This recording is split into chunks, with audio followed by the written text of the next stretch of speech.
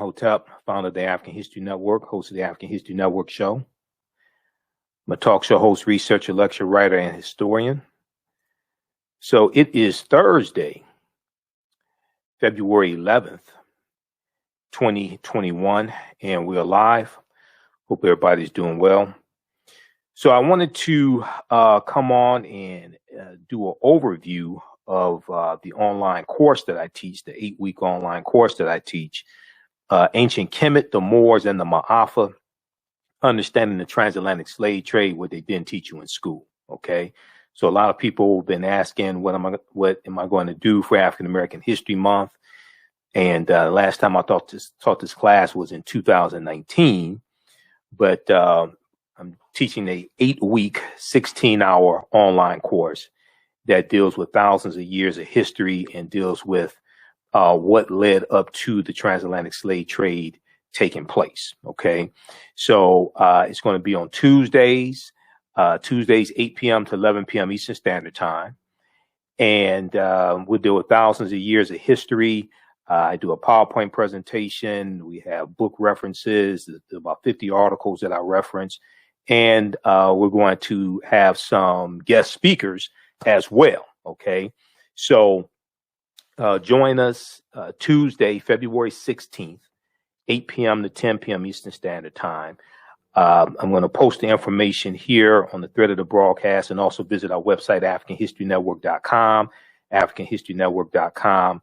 You can register there for the online course. And I'm going to do a brief overview. We'll go through a few slides here, do a brief overview of some of the comment. All right, so Tuesday, February 16th, our guest is going to be Sister Nubia Wartford, who is a cultural anthropologist. And we're going to deal with the African queens of antiquity. And she does archaeological digs in the Sudan. So we're going to talk about some of her research and things like this, and some ancient African history. And this leads us up to the transatlantic slave trade. All right. And we'll deal with the 800-year occupation of Europe by the Africans known as the Moors. We'll deal with ancient Egypt, ancient Kemet, things like that. All right. So when we deal with the transatlantic slave trade, we have to understand that we can't start studying it in the 15th century. We can't start in 1441 when the Portuguese go into Mauritania. We can't start in 1619 in Virginia. We have to deal with the fact that African people are the original people of North, Central, and South America. And one of the books that I reference is The First Americans Were Africans, Documented Evidence by Dr. David Imhotep. And many of you all have seen interviews I've done with him in the past, or heard interviews I've done with him in the past. Last time I interviewed him was October 12th, 2020, when my radio show went to the daily format. And we're on Monday through Friday, 11 p.m. to 12 midnight Eastern Standard Time on 9:10 a.m. Superstation WFDF here in Detroit. But also we broadcast on our Facebook fan page, the African History Network, and my YouTube channel, Michael Imhotep. Dr. David Imhotep was my first guest. And October 12th was Columbus Day, or Indigenous Peoples Day, as many people call it now, Indigenous Peoples Day. So that's just one of the many books we reference in the course. Okay, so I want to pull up the PowerPoint presentation here, and we'll do a brief overview of some of the things that we cover. And like I said, we deal with thousands of years of history, and we deal with what led up to the transatlantic slave trade taking place also. And you have to deal with the 800-year occupation of Europe by the Africans known as the Moors as well, because the Moors are taking the teachings from ancient Kemet, ancient Egypt into Europe, and is bringing Europe out of the Dark Ages. And they're taking the math and the science and astronomy, agriculture, all different types of things like this into Europe. Okay, so just one second here. Let's pull up the all right, so let's pull up the slide. Okay, so all right, and everybody share this broadcast on your social media platforms. Invite your friends to tune in as well. So the name of the class is Ancient Kemet, the Moors, and the Maafa, Understanding the Transatlantic Slave Trade, what they didn't teach you in school. And it evolved out of a 4-hour lecture that I did back in June 2014. In the 4-hour lecture, it was I pulled together about 7 years of research did this 4-hour lecture. Then this 16-hour, 8-week online course evolved out of this 4-hour lecture also. Okay, just over the course of time, it evolved. So anytime I speak, I know I may say some things that are outside the circumference of some people's awareness. And just because you never heard them before, disagree with them, or don't like them, does not mean that they are not true. Just means you have to do some research to understand what I'm talking about. All right, and I learned that from Dr. Ray Hagins. Okay, so I'm going to skip over some of these. All right. This is a good study from the Southern Poverty Law Center, Teaching Hard History, American Slavery, Teaching Hard History, American Slavery. This is a I think about a 56-page study from the Southern Poverty Law Center.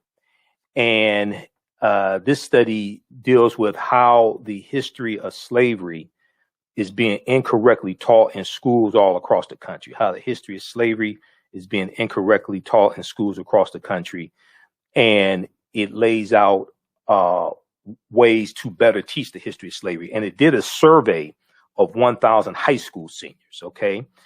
And it found how little they know about the history of slavery. And it deals with the consequences of this type of history not being correctly taught in schools. This study came out in February, early February or late January 2018. Okay. And you can go to the Southern Poverty Law Center website, splcenter.org, splcenter.org, and you can download the study, Teaching Hard History, American Slavery, from the Southern Poverty Law Center.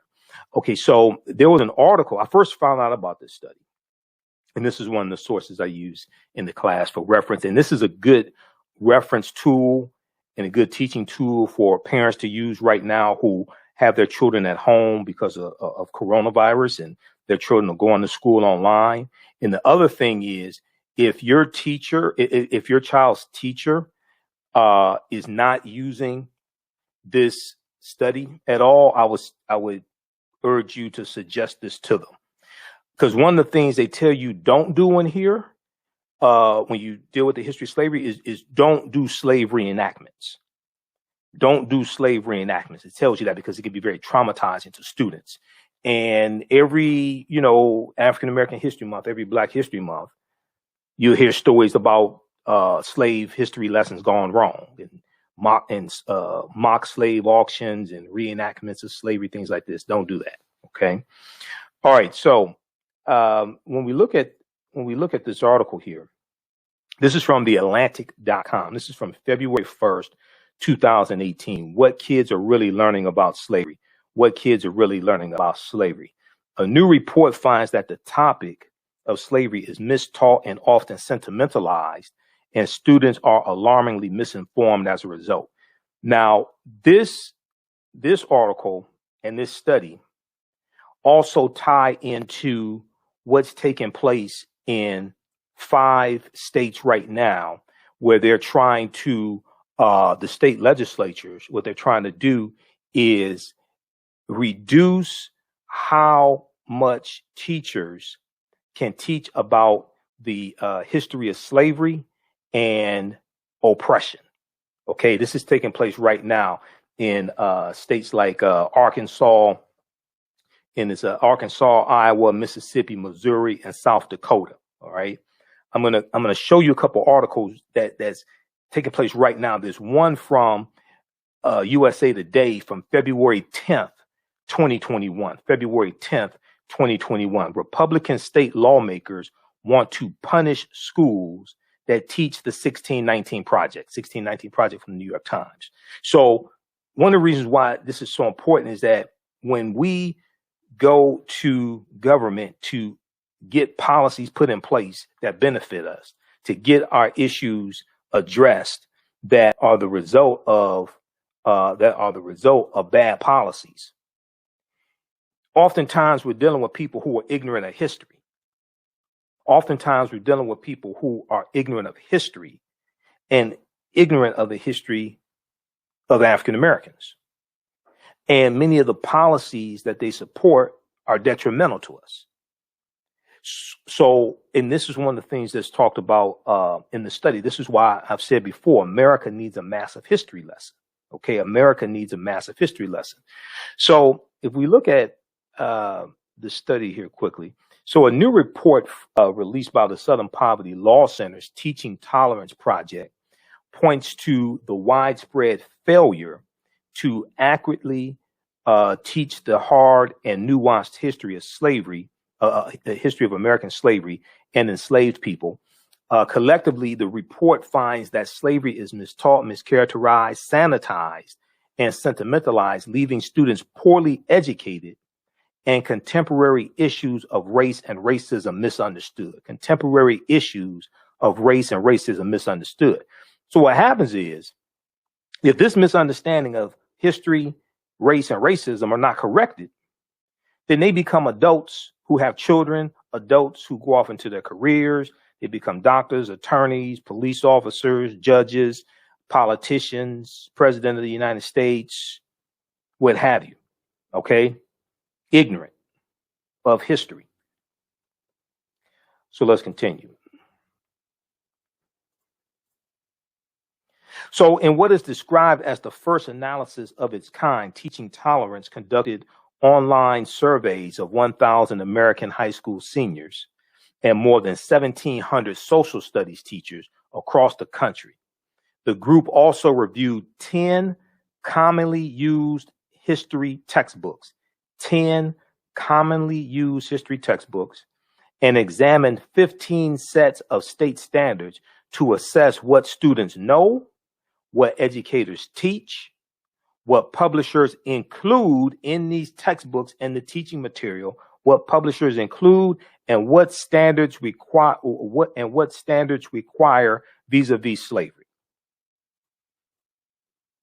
So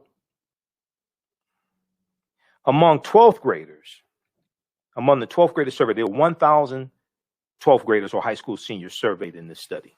Among 12th graders, only 8% of 12th graders surveyed could identify slavery as the central cause of the Civil War. Only 8% of high school seniors surveyed could identify slavery as the central cause of the Civil War. Fewer than 1/3 or 32% of high school seniors surveyed correctly named the 13th Amendment as the formal end of U.S. slavery, with a slightly higher share, 35%, choosing the Emancipation Proclamation of January 1st, 1863. And fewer than half, or 46%, identified the Middle Passage as the transport of enslaved Africans across the Atlantic Ocean to North America. So it's showing how little they know about the history of slavery, and something that is probably true for the majority of them is they weren't taught this history by their parents. For majority of them, they probably were not taught this history by their parents, and it's a good chance their parents don't know this history. All right. Now, if we compare this, if we look at what's going on, right now, we see there was an article. I talked about this on my show in the last couple of weeks. There's an article here from news1.com. Republican proposed bills want to prevent teaching students about injustice. This is from February 5th, 2021, news1.com. Republican proposed bills want to prevent teaching students about injustice. Bills in several states want to limit teaching about racism and oppression, adopting the framing of the debunked 1776 Commission report. Now, I posted this article on our Facebook fan page, the African History Network. So if you follow us there, some of you may have seen it. It got over 1,000 likes. Actually, got way more than 1,000 likes. Got hundreds of comments. And this is an example of what I'm talking about, because what this shows is the disconnect between people's understanding of history and the policies they support. Meaning that when the policies people support and who they support in office has a lot to do with their understanding of history. and how we got to this point, the laws and policies put in place to bring about the conditions that we're dealing with today. Okay. Many people who are ignorant of history, for instance, we saw that Donald Trump vetoed, when he was in office, he vetoed the National Defense Authorization bill, National Defense Authorization Act, about a $741 billion bill. Part of the reason why he vetoed it was because it called for the renaming of military bases that were named after Confederate generals and Confederate soldiers. These were traitors to the Union. These were people who took up arms against the Union and committed treason against the Union based upon Article 3, Section 3 of the U.S. Constitution. They wanted to protect slavery. They wanted to protect their way of life. They took up arms against the Union. Okay. Incidentally, February 9th, 1861, I talked about this on my show a couple of nights ago. February 9th, 1861, Jefferson Davis of Mississippi was elected president of the Confederacy, the Confederate States of America. Okay. The traitors who seceded from the Union. They're going to, the Civil War, February 9th, 1861, 2 months before the Civil War starts April 12th, 1861, with the attack on Fort Sumter in South Carolina. So February 9th, 2021, 160 years later, and Jefferson Davis wanted an insurrection because the Civil War hasn't started yet in February. You have a few states that have already seceded from the Union, starting with South Carolina, December 20th, 1860. But the Civil War hasn't started yet. Jefferson Davis wants an insurrection against the U.S. government. February 9th, 2021, you had another traitor who was put on trial in the U.S. Senate, an impeachment trial, for actually inciting an insurrection. His name was Donald John Trump. That's 160 years later. This is a little history tidbit there. So, but Trump did not want to rename military bases named after Confederate, quote unquote, heroes. Okay. So what people, their level of understanding of history largely influences the types of policies and bills that they support and who they support in office. So if we go back and look at this here, this is taking place right now in states like Arkansas, Iowa, Mississippi. Bills proposed in Arkansas, Iowa, and Mississippi prevent the use of the 1619 Project as part of teaching the legacy of slavery. The Arkansas legislature is considering 2 bills that would limit racial justice, in the curriculum. House Bill 1231 will prevent schools from using the 1619 Project as part of the curriculum. House Bill 1218 goes a step further by preventing lessons that promote the overthrow of the U.S. government, okay, that promote the overthrow of the U.S. government, division between certain groups of people, or social justice for certain groups, including race, gender, political affiliation, and social class. All right. Read the rest of this article. This is taking place right now. And this deals with limiting what teachers can teach in the classroom about the history of racism and oppression. But this also ties into dealing with teaching about the history of slavery as well. Okay. So then we look at, there's another one here this is from USA Today. And this is about that same topic. This is from February 10th, 2021. February 10th, 2021.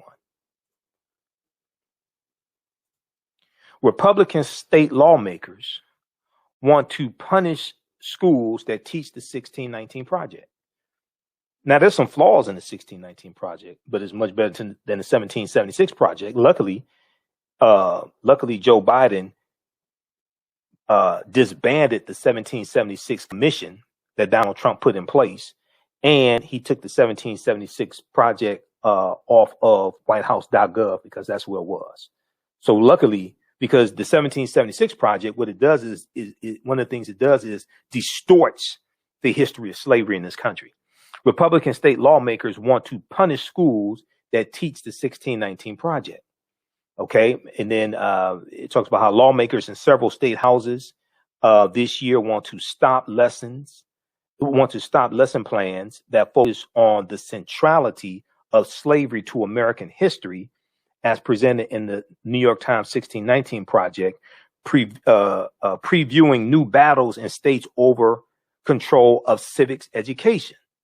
Republican lawmakers in Arkansas, Iowa, Mississippi, Missouri, and South Dakota filed bills last month that, if enacted, would cut funding to K through 12 schools and colleges that provide lessons derived from the award-winning project. The South Dakota bill has since been withdrawn. Okay, so read the rest of this. Some historians say the bills are part of a larger effort by Republicans, including former President Donald Trump, to glorify a more white and patriarchal view of American history that downplays the ugly legacy of slavery and the contributions of African Americans, Native Americans, women, and others to the nation's founding. All right, read the rest of this article here. But so this is a debate taking place right now. This is a fight right now, and it's a fight over trying to control and downplay the legacy of slavery and and downplay racism and oppression in this country. But they're attacking what's being taught in schools, okay, to facilitate this. Once again, this is why the study from the Southern Poverty Law Center is so important. It's not perfect, but it's a lot better than what they're teaching. Teaching hard history American slavery. Teaching hard history American slavery. Okay, so if we go back to the slide, how's everybody doing? So I'm doing thanks to those who are joining us.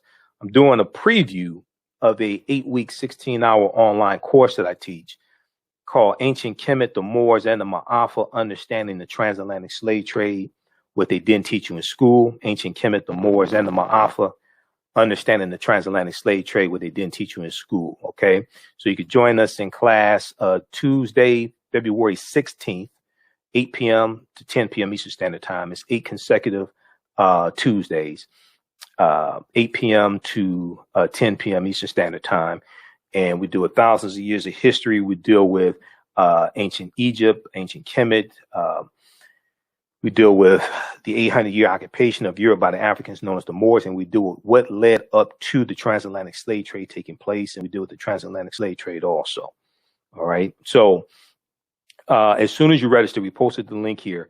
As soon as you register, there's bonus content you can watch. The course is regularly $130. It's on sale $80. We're kicking off here in African American History Month. A lot of people were asking, because usually I travel and I do a lot of lectures during African American History Month, but not this year. So a lot of things I'm doing are online. So we're doing this, I'm teaching this 8-week online course. And last time I taught this course was 2019. Okay. So there's been a lot of new information that's come out since then. And we have a lot of that in the class. Okay. You can also visit our website, AfricanHistoryNetwork.com, AfricanHistoryNetwork.com. And right on the home page, you can register for the class. Actually, we'll show you the website right here. Hold on.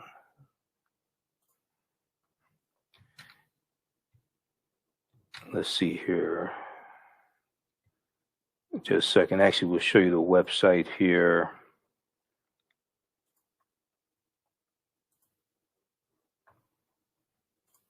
If you go to our website, AfricanHistoryNetwork.com, and let's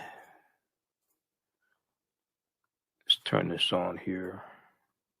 Right on the home page, if you just scroll down, you'll see information about my radio show. I'm on Monday through Friday, 11 p.m. to 12 midnight, and Sundays, 9 p.m. to 11 p.m. Also download the iHeartRadio app. You can listen to audio podcasts of our shows there.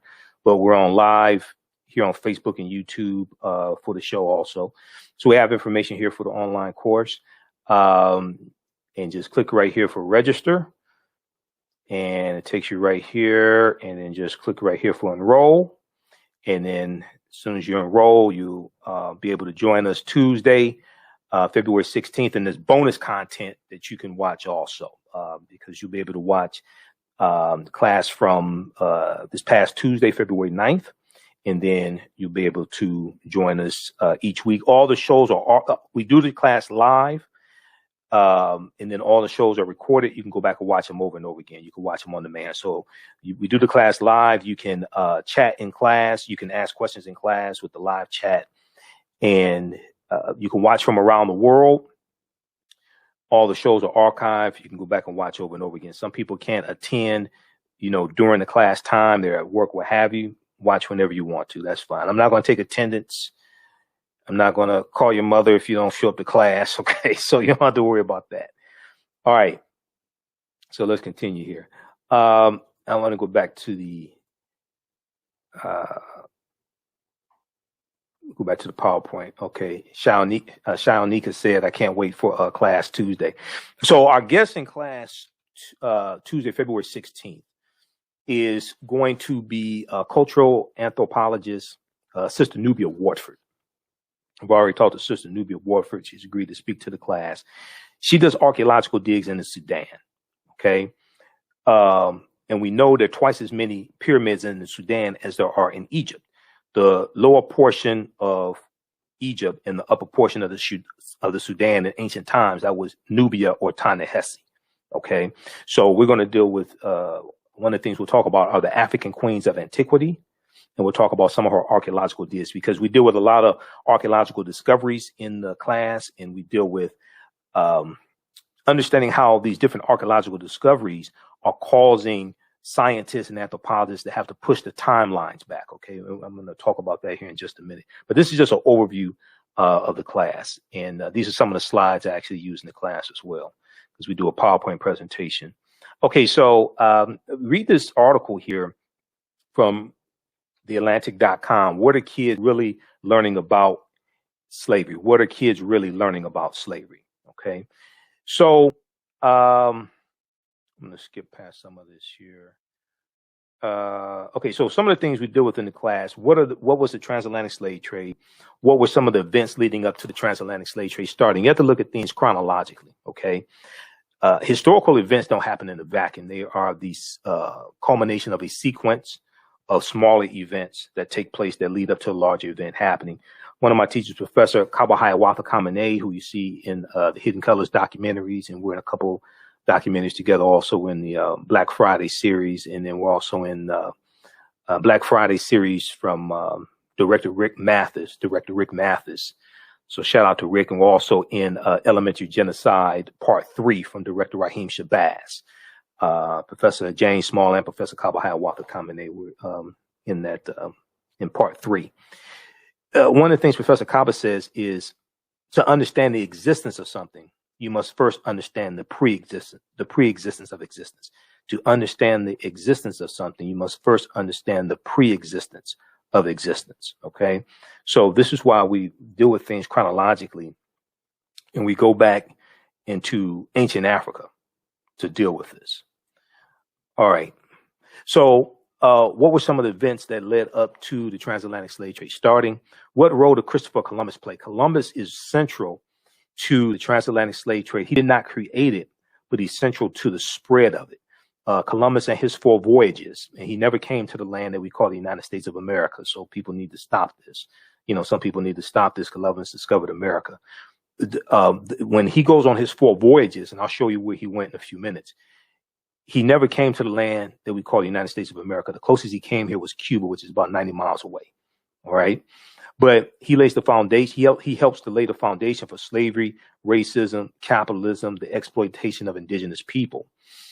And so Columbus is a central figure that we have to study, as well as Right Reverend Bishop Bartholomew de las Casas, because de las Casas went on some of the voyages that Columbus went on. And de las Casas kept a diary. Those diaries were turned into 2 books. Tears of the Indians was one of them. I read both books back in college from Bartholomew de las Casas. But de las Casas, in about 1517, goes to the King of Spain, and it basically tells him that the indigenous people, or what we would call Native Americans, they have suffered enough because of the atrocities inflicted upon them by the Spanish and enslavement and killing them, things like this, and them being killed by disease, and that they should exclusively enslave African people. This is about 1517. And about 1518, the King of Spain signs the Asiento, which gives licenses to these other European nations to to import Africans into Spanish territories so they can be enslaved. Okay, the Asiento. We'll talk about the Asiento in class, the Asiento de Negros. That's extremely important because the port, not to make this long, okay, but this is a preview. I'm about to teach a class. The Portuguese were the first ones involved in the transatlantic slave trade in 1441, basically, right about 1441. But the Portuguese, the Spanish are going to be right behind the Portuguese, okay? And different European nations get involved in the transatlantic slave trade at different times. Okay, a lot of times, we think that they just all jumped in all at the same time. No, that's not what happened. But you have to understand the history of the Moors, and the Moors being in Europe, and all this, in these conflicts between these African Moors and Europeans. This is going to lead up to the transatlantic slave trade happening. And really, when you study it, I mean, Europeans are getting revenge on the Africans in the transatlantic slave trade. One of the mistakes that we make is a lot of people think that in the mid 15th century, when this transatlantic slave trade starts, a lot of people mistakenly think this was the first time that Europeans came in contact with African people. No, Africans, they were already in Europe for hundreds of years. I'm just talking about from 711 AD to 1492, just that period of time. Yes, they were in there even before then, but just that period of time for 711 to 1492 is a crucial period of time. Two of the books that I use in the class for reference. Now, you don't have to buy any of these books. You can if you want to. You don't have to feel obligated to buy any of these books, but just for reference, okay? Golden Age of the Moor, edited by Dr. Ivan Van Sertima. Golden Age of the Moor. And Renoko Rashidi has an essay in here. Dr. Jose Pimenta Bay, Dr. Wayne Chandler, Jan Carew, Dr. John G. Jackson. They all have essays in here. Golden Age of the Moor. This is probably one of the best books dealing with the history of the Moors in Europe and what's basically known as medieval time. And then this in here from Renoko Rashidi, Black Star, the African Presence in Early Europe. Black Star, the African Presence in Early Europe. This is a fantastic book from Renoko Rashidi. Okay, so those are just two books that I use as reference. All right, you don't have to, if you don't buy any of the books, you'll still be able to follow along in class and learn in class. All right. Let me post them. How's everybody doing? Okay, we got John Ray, Shaonika, just a few of the people watching. All right, and we'll post the information here. You can register for the online course. So it meets Tuesdays, 8 p.m. to 10 p.m. Eastern Standard Time. And a lot of times I go a little bit over. I'm gonna try to stick within the 2 hours, but sometimes, we may do 2 hours, 20 minutes, what have you. And we do 1,000 years of history. We're going to have some guest speakers also in the class. All the sessions are recorded. You can go back and watch it over and over again. It's interactive, it's visual. We have video clips, book references, about 50 articles that I cite. We have a PowerPoint presentation. So you're going to learn a lot. Okay. We also deal with when did the first Africans come to the U.S. as slaves? When did the first Africans come to the U.S. as slaves? We'll deal with that history because it's also important to understand that in 1619, 2019 was the 400th year anniversary of Virginia, and those 20 and odd Africans or 20 and odd Negroes on the White Line slave ship being traded, or the White Line pirate ship, I should say, the White Line pirate ship being traded for water and food and supplies, right? But in 1619, codified slave laws did not exist in any of the 13 colonies. Codified slave laws did not exist in any of the 13 colonies. This is another book that I use for reference, Before the Mayflower by Lerone Bennett Jr. Because when you read chapter 2 of Before the Mayflower, and I got to caution myself, I need to keep this short, okay? Because I will do 3 hours right now.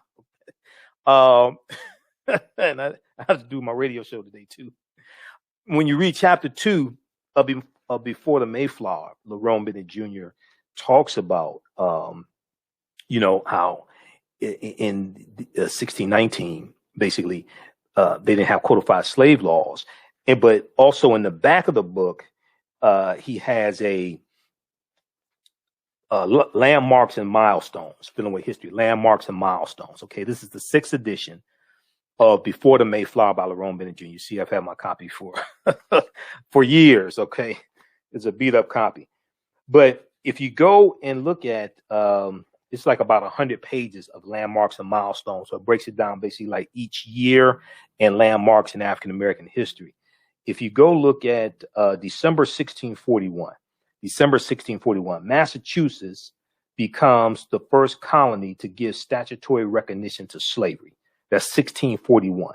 Other colonies followed: Connecticut in 1650, Virginia in 1661, Maryland in 1663, New York and New Jersey 1664, South Carolina 1682, Rhode Island and Pennsylvania 1700, North Carolina 1715, Georgia 1750. The whole way that slavery really evolves in the 13 British colonies, I'm not talking about the Spanish colonies, I'm not talking about Portuguese or anything like that. I'm not talking about the Dutch, because the Dutch were in this land. This is where you get, you have New York and like the state of New York, and New York was a colony. Before it was the colony of New York, it was the colony of New Amsterdam, and that was a Dutch colony. Okay, you're going to have the French here as well. We know Detroit was founded by the French, but when you look at the 13 colonies, the 13 British colonies, the way slavery evolves in those 13 colonies historically is different than the way most people think it evolves. Slavery didn't exist in all the colonies all at one time. It didn't just poof. Okay, we have slavery. No, it's going to evolve and hit different colonies. Okay, so in those first 20 and odd Africans, they're going to be put to a form of indentured servitude and released after about 3 to 5 years or so. In Virginia, at Point Comfort in Virginia, and I show you this in the class, they have a historical marker there that tells some of this history and talks about them, being released after a certain number of years and put into like a form of indentured servitude, something to that effect. Okay, let's continue here. So we deal with when did Africans first come to the U.S. as slaves? Did Africans sell themselves into slavery? We deal with that complicated history because that's largely misunderstood also. And were African people in America before the slave trade? Which is a very, very good question. Because when you read, you study like, not just they came before Columbus, but the first Americans were Africans, documented evidence by Dr. David Imhotep. We were here in this land going back at least 51,700 years.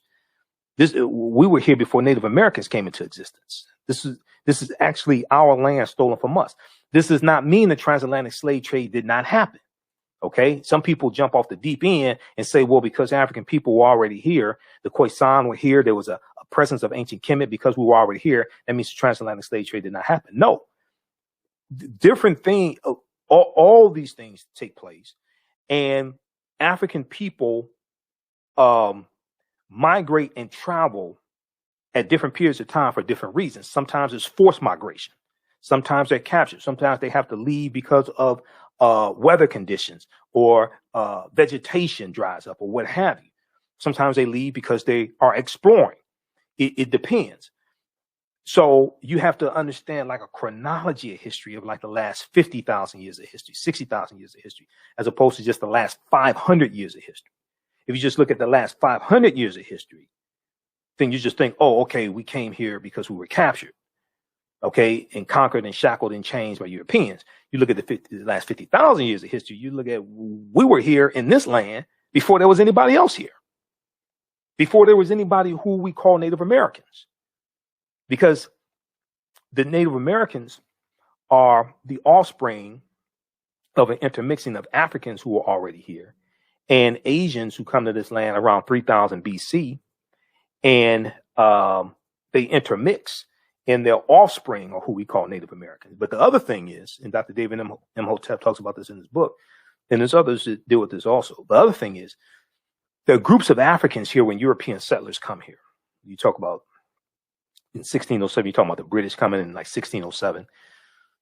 And a lot of those different groups of Africans get reclassified as Native Americans. So that's one of the ways our populations were absorbed. A lot of those groups of Africans get reclassified as Native Americans, but then you don't know it. You know, Dr. Jose Pimenta Bay talks about, I interviewed him back in 2010. He was one of my first interviews I did when I started the African History Network show. And he has an essay in Golden Age of the Moor. And he used to, he teaches classes on the history of Moors at, I know he was doing it at Temple University. Then he went to Berea College in Kentucky. So I need to reach out to him. It's been a few years since I've talked to him. But he teaches classes on the history of the Moors. And one of the things he talks about is if you don't know the names that your people have had throughout history, you won't know how to find yourself in history. If you don't know the names your people have had throughout history, you won't know how to find yourself in history. You hear about Carthaginians or Phoenicians and don't know those are African people. Okay. You hear about Nubians and may not know those are African people, or you hear about Ethiopians. Okay. Because when the Italians invaded Ethiopia in fought against Menelik II,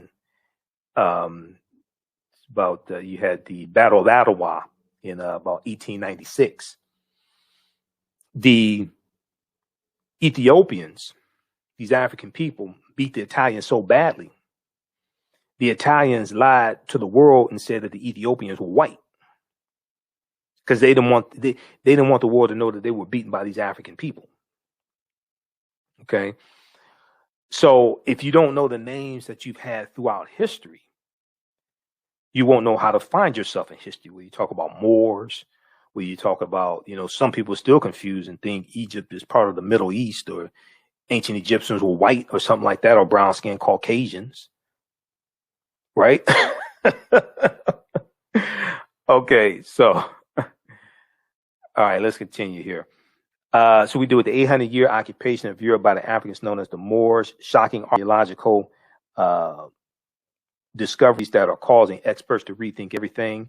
We do with insurance companies that took out policies on slave ships and enslaved Africans on plantations, like the Nautilus Life Insurance Company, which then becomes the New York Life Insurance Company. Okay, now in all fairness, it was like for 3 years that they were involved in they sold policies on slaves on the plantations. Okay, they did this for like the first 3 years of their existence. Okay, now they have been one that's admitted to what happened and provided records and things like this. There was a big article, I think, from the New York Times that talked about their involvement. But they have been one that's been upfront about and have talked about that history, the New York Life Insurance Company, when it was the Nautilus Life Insurance Company, I think it was called in the beginning. It was like the first 3 years of their existence, like right around 1845. We do with shocking archaeological discoveries that are causing experts to rethink everything. Freemasonry, America and the Founding Fathers. Freemasonry, America and the Founding Fathers. Origins of the term America and more. So there's a lot that we do. This is just a brief overview of what we deal with in the class. Let me skip through some of this. I got to skip through some of this. Okay. So this is Dr. David Imhotep. He wrote the book, The First Americans Were Africans, Documented Evidence. His book is backed up by 7 peer-reviewed articles and 713 footnotes. And his book came out in 2011. All right. I have to check with him because his new book should be out any month now. Last time I talked to him, he was working on the bibliography. He was trying to get the bibliography done. But on page 14 of his book, he lays out 13 different disciplines. And he deals with a discovery in Allendale County, South Carolina in 2004, done by Dr. Albert Goodyear. And this discovery, they found 13 types of evidence to show an African presence in the territory we call South Carolina, going back at least 51,700 years. So they found artifacts, architecture, campsites, carvings, Egyptian writings, footprints in lava, genetic M174 D haploid groups, dealing with DNA and genetics, linguistics, skull, skeleton structures, and tools. Okay. They found 13 different types of disciplines fairly documenting an African presence in the land we call South Carolina, going back at least 51,700 years ago. These were the Khoisan. The Khoisan have the oldest DNA on the planet. They're the ancestors to the Ainu and the Tues. They go all around the world. They come from southern Africa, the Khoisan. His book is also backed up by 713 footnotes as well as 7 peer-reviewed articles. Now, this is Dr. Albert Goodyear. There's a picture of him. He happens to be a white archaeologist. He's a professor at the University of South Carolina. This is an article from 2004 from ScienceDaily.com. Okay. And ScienceDaily.com is a scientific website. They have scientific discoveries, archaeological discoveries, things like this. So this is an article from 2004. The article is still there. It's called New Evidence Puts Man in North America 50,000 Years Ago. New Evidence Puts Man in North America 50,000 years ago. And it talks about Dr. Albert Goodyear's discovery. Okay. Here is a summary of the article. It says radiocarbon tests of carbonized plant remains where artifacts were unearthed last May along the Savannah River in Allendale County by University of South Carolina archaeologist Dr. Albert Goodyear indicate that the sediments containing these artifacts are at least 50,000 years old, meaning that humans inhabited North America long before the last ice age. Okay. Now, this is before Native Americans even come into existence. So these were the Khoisan. So you can check this out. You don't have to take my word for it. Proper documentation in all conversation. You don't believe a word that I say. This is something that you hear me say in my presentations and Facebook broadcasts, on my radio show, in the class also.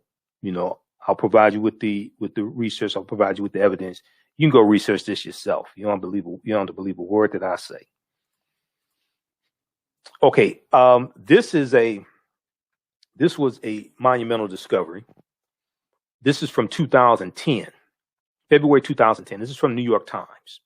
All these archaeological discoveries, a lot of them you'll read about National Geographic, New York Times, Washington Post, NBC News, NBCnews.com. They'll have them on the website. Now on MSNBC, you won't see a lot of these discoveries, but on in different news outlets, their websites, you'll read about these discoveries. Okay, and these discoveries are taking place basically every month, if not more frequent. This deals with this is from February 2010. On Crete, new evidence of very ancient mariners. Okay, so here's an excerpt of what this article said. This is an excerpt of this discovery. Okay, from the article. Stone tools found on the Greek island of Crete. Over the course of 2 summers, they did excavations on the Greek island of Crete. And archaeologists say that these stone tools are at least 130,000 years old. Archaeologists say these stone tools are at least 130,000 years old, which is considered strong evidence for the earliest known seafaring in the Mediterranean and calls for rethinking the maritime capabilities of pre-human cultures. So, Runoko Rashidi, Dr. Charles Finch, other African descendant scholars have been saying for years that at least 130,000 years of our history is missing. When these archaeological discoveries like this take place, and we talk about a lot of them in the class, when these archaeological discoveries take place, the scientists, the paleontologists, the archaeologists, etc., they say we have to rethink everything, and they have to push the timelines back. They have to push the timelines back.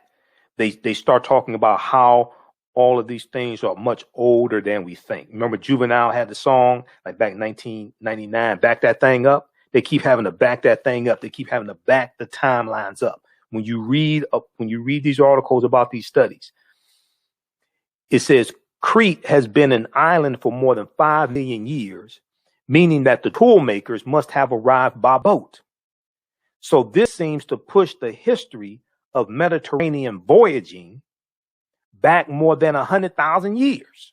They have to back that thing up. They have to back the timelines up. They say, wait a second, hold on. Humans were sailing 100,000 years before we thought they were sailing. Specialists in Stone Age archaeology say, Mediterranean voyaging back more than 100,000 years, specialists in Stone Age archaeologists say, previous artifact discoveries had shown people reaching Cyprus and a few other Greek islands, and possibly Sardinia, no earlier than 10,000 to 12,000 years ago. So they have to push the timelines back. They're saying, wait a second, humans, it appears, were sailing 100,000 years prior to what we thought. This article is 11 years old. This discovery is 11 years old. There's been a lot more that they've discovered since then. Because this article from the New York Times, the science section, February 15, 2010. Okay. All right. So you can check it out.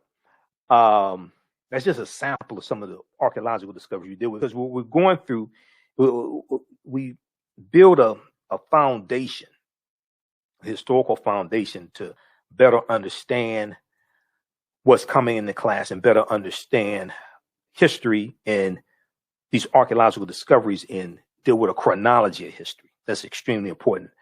A chronology of history, and understand cause and effect.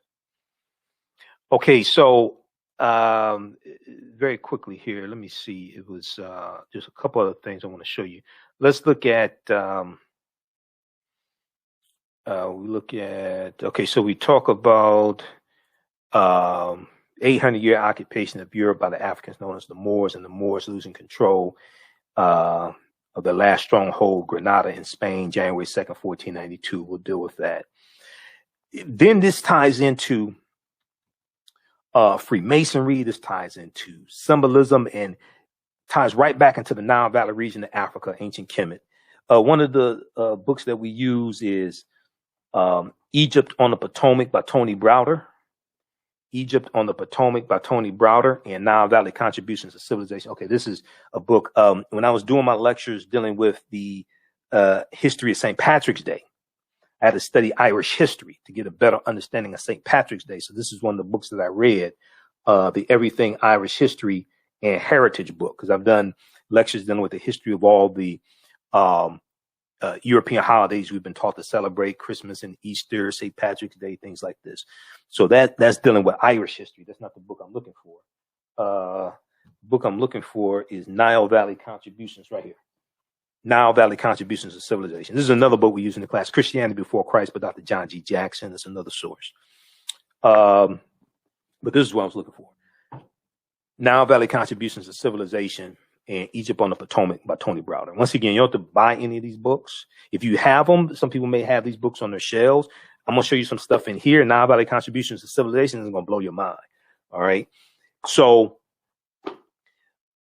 if we look at the Washington Monument, see, the Washington Monument is an ancient African symbol known as a tekken. The Greeks called it an obelisk, and it's a symbol of resurrection, coming from the story of Osar, Osset, and Heru. The Greeks called them Osiris, Isis, and Horus. And In ancient Kemet, ancient Egypt, as we see on the left, my left, you'll see it there. There were 1,200 tekenu for plural, in ancient Kemet or ancient Egypt. All right. Let's look at this here.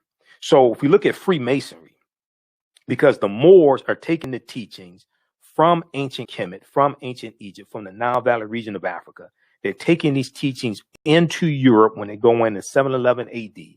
They're teaching this to Europeans. This is where you're going to get the Knights Templar formed during the Second Crusades, 1118 AD. We'll take you through our history, deal with all this, okay?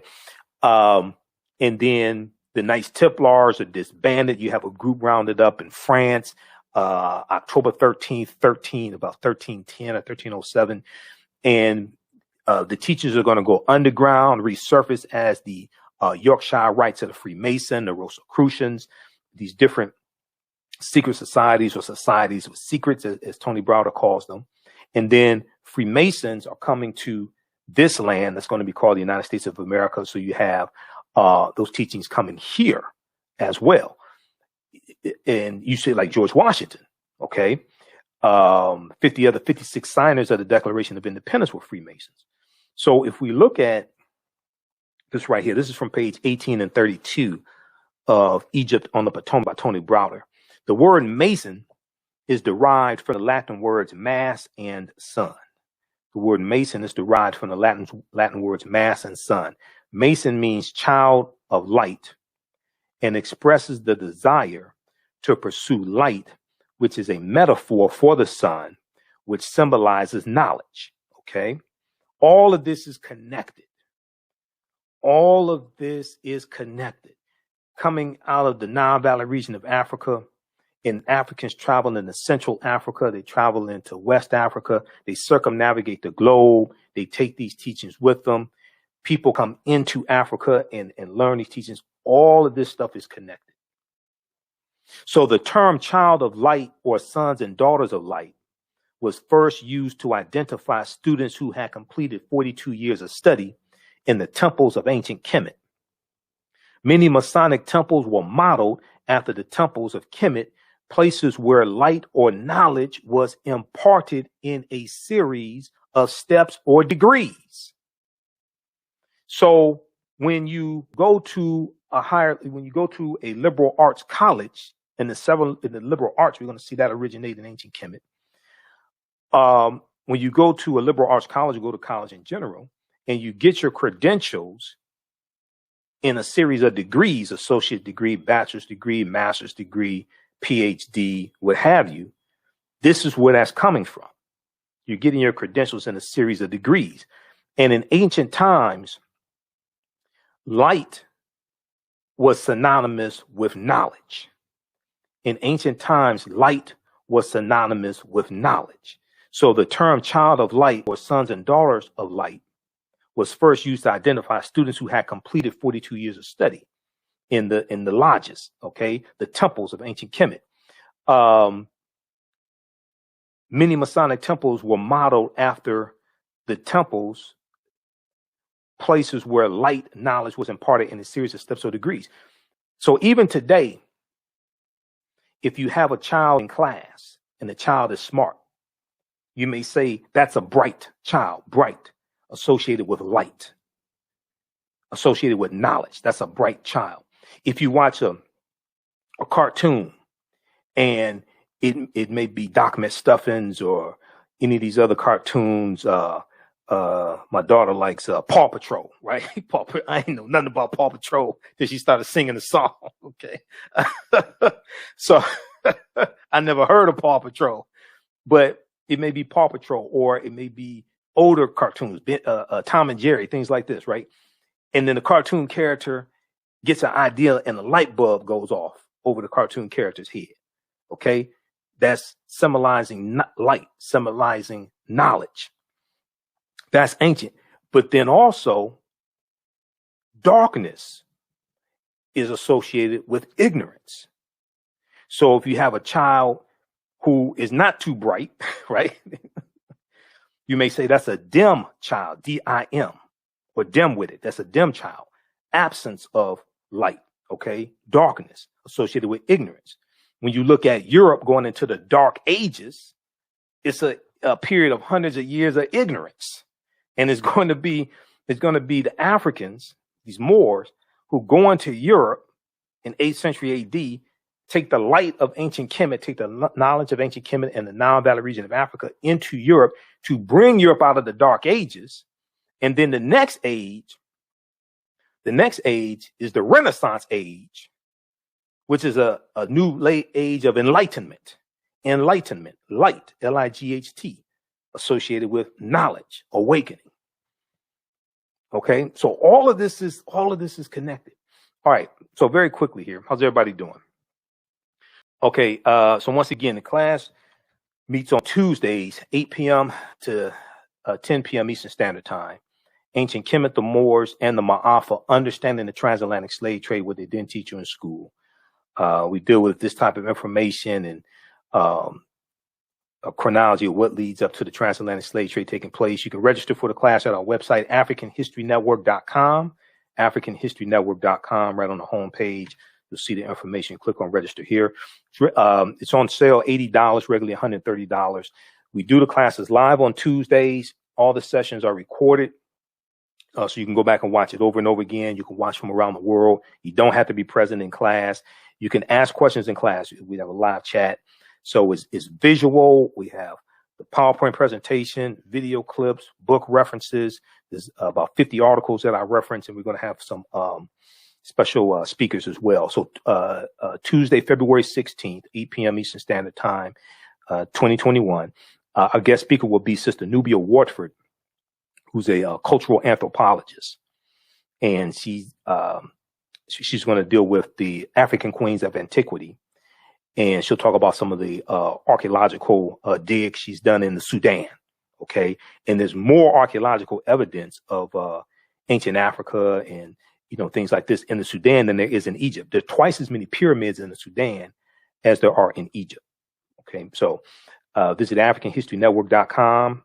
To register, and we just posted the link here. And as soon as you register, there's bonus content that you can watch also. And you can watch the class we did this past Tuesday, February 9th as well. All right, so this meets 8 consecutive Tuesdays, okay? All right, so Freemasonry.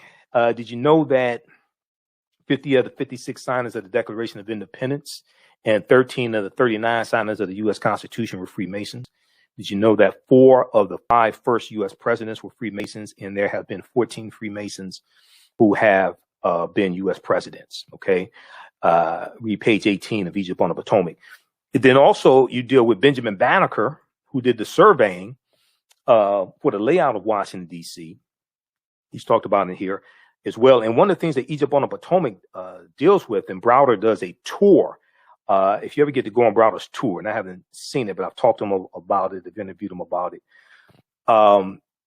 His book deals with how the layout of Washington, D.C. is basically a copy of the layout of ancient Egypt. Okay. And he takes you on his physical tour. He takes you on his tour around Washington, D.C. and shows you the symbols and things like this and how that all connects back to ancient Kemet, ancient Egypt. All right, it's fascinating. He was interviewed back in, I think it was 2016 or 2015. He was interviewed on News One Now. There was an attorney sitting in for Roland Martin, Mo. I forgot her name, but she was sitting in for Roland, and she interviewed Tony Browder. Okay. I want to say Mo Kelly, but I don't think it wasn't Mo Kelly. It was I forgot who it was, but it's at newsone.com's website. Let me see. Discover Ancient Africa's Influence on America. Discover Ancient Africa's Influence on America. And Mo Ivory, that's who it is, Mo Ivory. I could see her face, and I couldn't think of her last name. Okay, Mo Ivory, attorney Mo Ivory, interviewed Tony Browder. Tony Browder I mean, Browder is brilliant. We've been on a panel discussion before down in Atlanta. And check out that interview at news1.com. Okay. Discover ancient Africa's influence on American federal symbols. All right. Check that out at news1.com. And let me see here.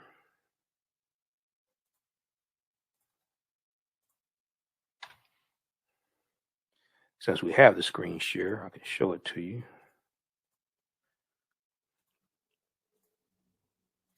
All right, how's everybody doing today?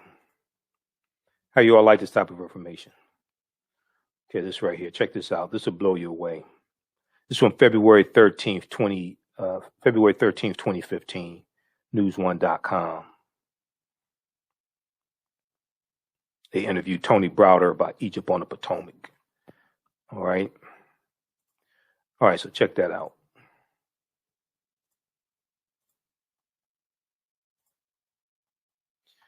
All right, let's continue here. We'll be here for a few more minutes.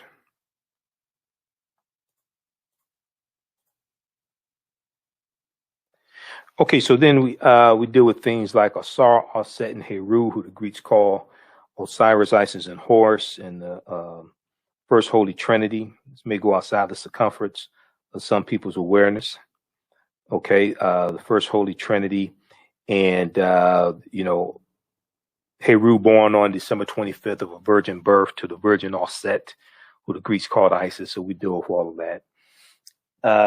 Lastly, let me jump to Christopher Columbus here very quickly. So we have to deal with Columbus and where Columbus went on his 4 voyages. Okay, that's extremely important to understand this. And more cities and states are celebrating Indigenous Peoples Day, which is good, okay, which is very good. But when you look at where Columbus went on his 4 voyages, he never came to the land that we call the United States of America. If you go to history.com, which is the official website of the History Channel, and just search for Christopher Columbus. They have a lot of information there to show you where he went on his 4 voyages. But he set sail August 3rd, 1492 on the Nina, the Pinta, the Santa Maria.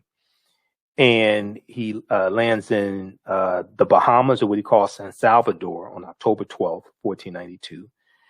He goes into Hispaniola. He goes into Cuba, Puerto Rico, things like this, Jamaica, West Indies, Trinidad, South America, Panama, Honduras. He never comes to the land that we call the United States of America. If you go to history.com and do some research on Christopher Columbus, it starts giving you a better foundation to really understand this, and starts dispelling myths. Okay.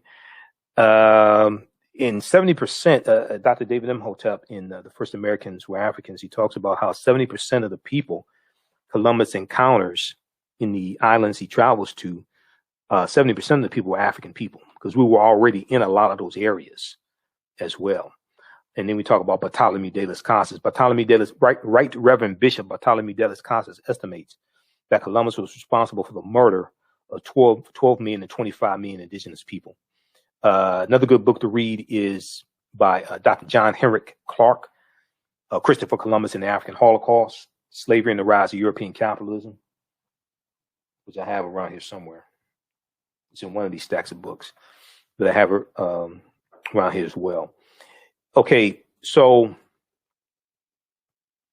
let me see here. And then we deal with, we talk about West Africa as well, and we deal with the three great West African kingdoms, Ghana, Songhai, and Mali. So we'll talk about that history also, and try to do a chronology of history. Ghana, originally called Wagadu, Mali, Songhai. Classical Africa by Dr. Malefice Kete Asante is a really good book. It's written for middle school children and for their teachers, but it's a really good book that breaks down maybe some complicated concepts, things like this. It really breaks it down. So it's a really good book. So we talk about those three kingdoms as well. And some of this I also tie into the film Black Panther. I've done a lot of research on the film Black Panther. We deal with the fake Willie Lynch letter 1712 because Willie Lynch never historically existed also. This is Professor Manu Pim, brilliant historian. I just interviewed him. I interviewed him in 2020 also. But we dealt with, in 2020, we dealt with the passing of Representative John Lewis and some civil rights history, and Kwame Ture, Stokely Carmichael, the Black Power movement, and Kwame Ture winning the chairmanship in 1966, a SNCC, and John Lewis and others leaving SNCC. A SNCC goes in another direction, goes in the Black Power direction. All right, so these are some of the things that we deal with in the online course. All right. So it's ancient Kemet, the Moors, and the Maafa, understanding the transatlantic slave trade, what they didn't teach you in school. And it's at our website.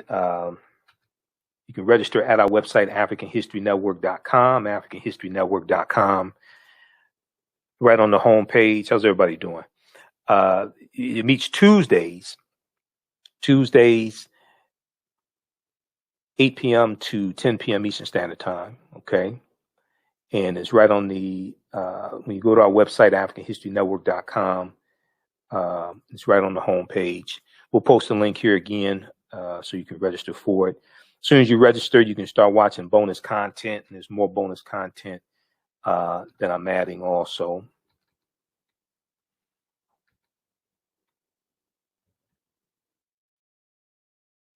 Let's see here. There's more bonus content that I'm adding as well. Let's turn on the screen share.